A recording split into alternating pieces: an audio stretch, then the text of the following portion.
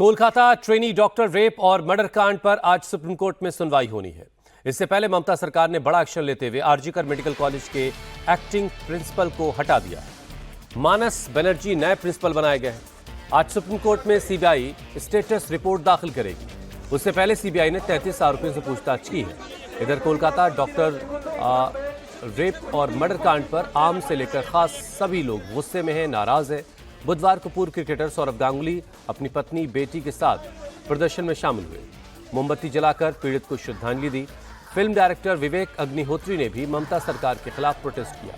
इधर पूर्व खिलाड़ियों ने महिला सुरक्षा का मुद्दा उठाते हुए प्रदर्शन में शिरकत की। ये अलग अलग जगहों की तस्वीरें। पूरे देश में गम और गुस्सा महिला डॉक्टर के साथ हुई दरिंदगी को लेकर के।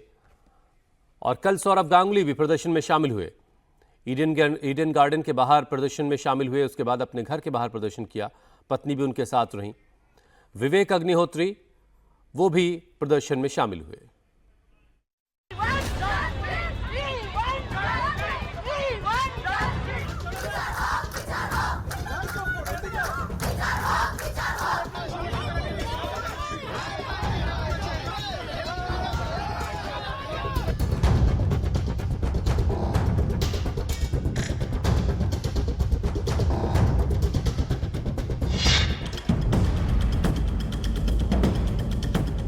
कोलकाता कांड की सुप्रीम सुनवाई से पहले दबाव में दीदी।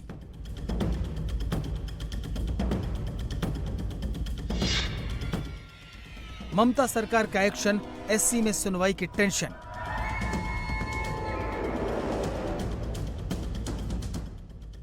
सुप्रीम कोर्ट में सुनवाई से चंद घंटे पहले ममता बनर्जी ने आंदोलनकारी डॉक्टर्स की मांग को मानते हुए 3 बड़े फैसले लिए हैं।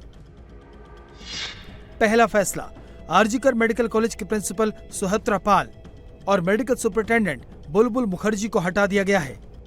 दूसरा फैसला, आरजीकर के नए प्रिंसिपल मानुष बंदोपाध्याय और नए मेडिकल सुपरिटेंडेंट सप्तऋषि चटर्जी होंगे। तीसरा फैसला, चेस्ट मेडिसिन के प्रमुख अरुण दत्त चौधरी को भी हटा दिया गया है।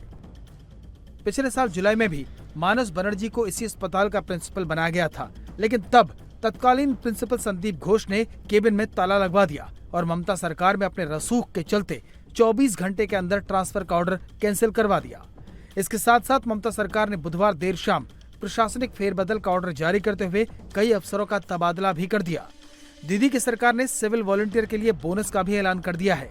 कोलकाता रेप और मर्डर कांड का आरोपी संजय राय भी सिविल वॉलंटियर ही है। As per the order of Honorable Supreme Court, CISF এখানে অলরেডি কালকে বিকাল থেকে সিকিউরিটি অ্যারেঞ্জমেন্টগুলো নিচ্ছে। সেটা নিয়ে ওনাদের এডিজি, আইজি, ডিআইজি সকলেই এসেছিলেন। ওনারা ক্যালকাটা পুলিশ সাথে কোঅর্ডিনেট করছেন। स्टूडेंट का कुछ डिमांड थी प्रिंसिपल को लेके, एमएसवीपी को लेके, सबके लिए हम लोगों ने, सरकार ने डिसीजन लिया है कि अभी हम लोग नॉर्मलसी चाहते हैं। हमारे दूसरे ऑफिसर्स अभी ये काम करेंगे। आज सुप्रीम कोर्ट में सुनवाई के दौरान सीबीआई को अपनी जांच की स्टेटस रिपोर्ट दाखिल करनी है। स्टेटस रिपोर्ट में सीबीआई बताएगी कि 8 दिनों में उसकी जांच कहां तक पहुंची है।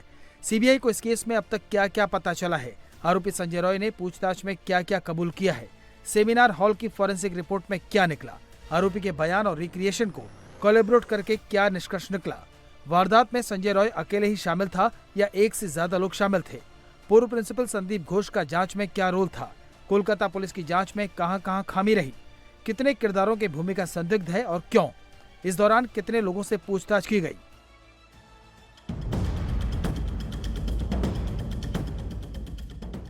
सीबीआई ये भी बताएगी कि आरोपी का साइको टेस्ट हो चुका है, जबकि पॉलीग्राफ टेस्ट कराने की तैयारी है। आज स्टेटस रिपोर्ट देने से पहले सीबीआई ने बुधवार को लगातार छठे दिन भी आरजीकर मेडिकल कॉलेज के पूर्व प्रिंसिपल संदीप घोष से लंबी पूछताछ की। अब तक संदीप घोष से करीब 64 घंटे की पूछताछ की जा चुकी है। तो सीबीआई की जांच का फोकस अब 4 लोगों पर है। इनमें मुख्य आरोपी संजय रॉय, पूर्व प्रिंसिपल संदीप घोष, कोलकाता पुलिस का एएसआई अनूप दत्ता, जिसके साथ आरोपी वारदात के बाद बैरक में गया था, और सौरभ भट्टाचार्य, जिसके साथ संजय रॉय ने वारदात से पहले शराब पी थी। सुप्रीम कोर्ट के ऑर्डर के बाद सीआईएसएफ ने अस्पताल की सुरक्षा का जिम्मा तो सुबह ही संभाल लिया। बुधवार देर रात सीआईएसएफ के एडीजी कुंदन कृष्णन सहित सीनियर अफसरों ने पश्चिम बंगाल सरकार के स्वास्थ्य सचिव से मुलाकात की।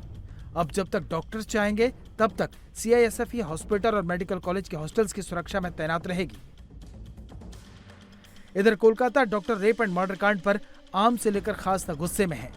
बुधवार को पूर्व क्रिकेटर सौरव गांगुली और बेटी के साथ डॉक्टरों के विरोध प्रदर्शन में शामिल हुए, मोमबत्ती जलाकर पीड़िता को श्रद्धांजलि दी। उससे पहले सौरव गांगुली की पत्नी डोना गांगुली ने अपनी बेटी के साथ मार्च में हिस्सा लिया। फिल्म डायरेक्टर विवेक अग्निहोत्री ने भी ममता सरकार के खिलाफ प्रोटेस्ट किया। इधर पूर्व खिलाड़ियों ने भी महिला सुरक्षा का मुद्दा उठाते हुए प्रदर्शन किया। फिल्म डायरेक्टर विवेक अग्निहोत्री ने सिस्टम पर सवाल उठाया तो ममता सरकार को बेटियों की रक्षा में फेल करार दिया।